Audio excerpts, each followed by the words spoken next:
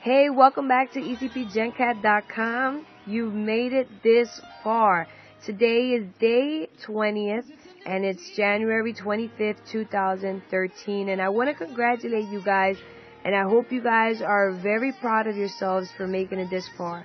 And I hope that you take on the knowledge that anything is possible, that everything is possible for those who believe and those who trust in the Lord.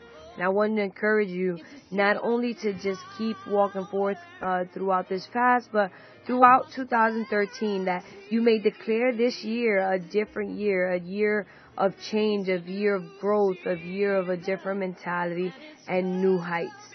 And today I want to speak to you on the topic, change the seed. Now, why do I want to talk about the seed? Yesterday I spoke about guidance, and it's very important for you to be able to change what it is that you're putting in order to be able to take it out. Now, I want you to look up Matthew chapter 25, verse 21.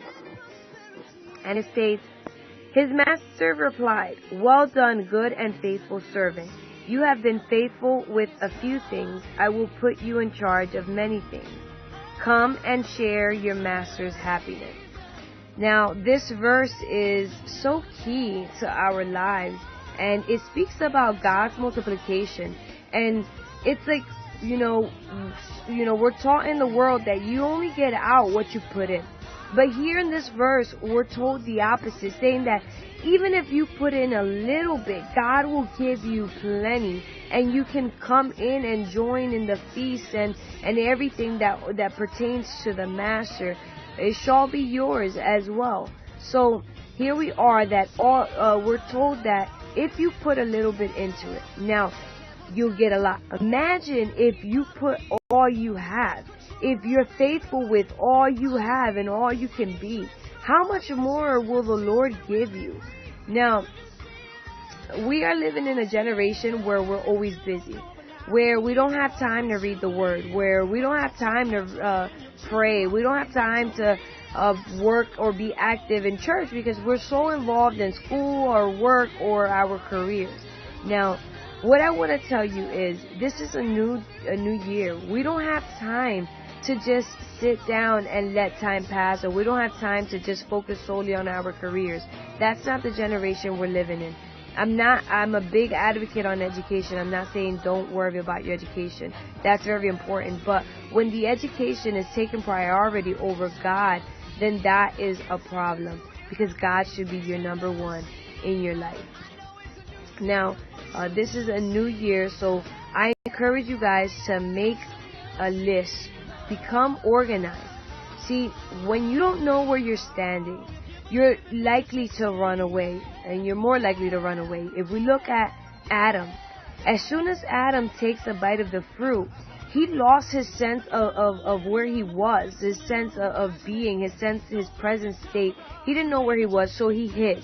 And when he hid, that is why God asked him, "Adam, where are you?"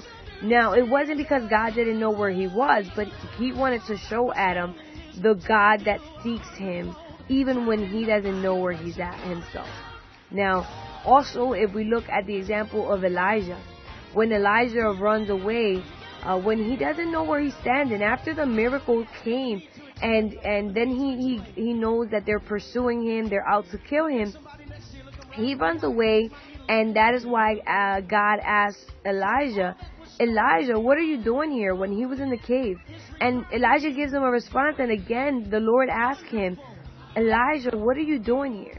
And also, if we look at the example of Moses, when he's in the desert, Moses wasn't created to be in the desert. He was created and predestined to be able to liberate the people from Israel.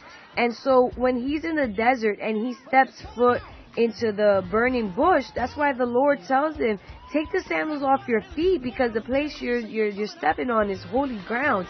Now, he didn't know where he was standing. And what I want you to know today, in the 20th day of this fast, you must know where you're standing. If you don't know where you're standing, then you don't know where you're going. And if you don't know where you're going, you're not going to be able to put in what you need to put in, the little things. Now, today, day 20th, I want you to just jot down, where are you at right now?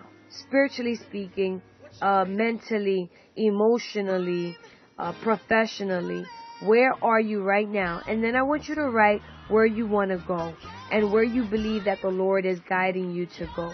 And then once you have that written down, I want you to then create a list. How can I achieve? It's a to-do list. How can I achieve this?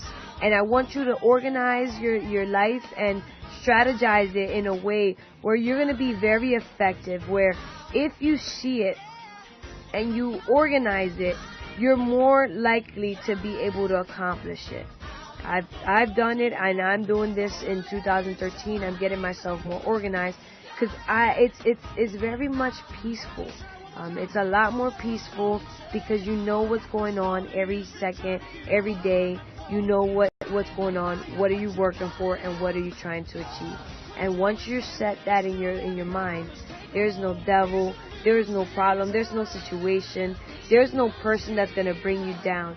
Man, it's not. We don't have time to worry about who left us, who backstabbed us. Man, if they're creating their life without you, that means that you can have your life without them. You don't necessarily need to depend on anyone. Just depend on God. Change your seed. If you didn't like the outcome of 2012, that means that what you put in wasn't correct. If you want to change the outcome, what you reaped, what you took out of 2012, then you have to change what you put in. So for 2013, change what you're putting in so that you can be able to reap something different. God bless you. I hope this word blessed you abundantly. I ask that you may leave a comment. How do you feel today, day 20th of the fast? Leave a comment.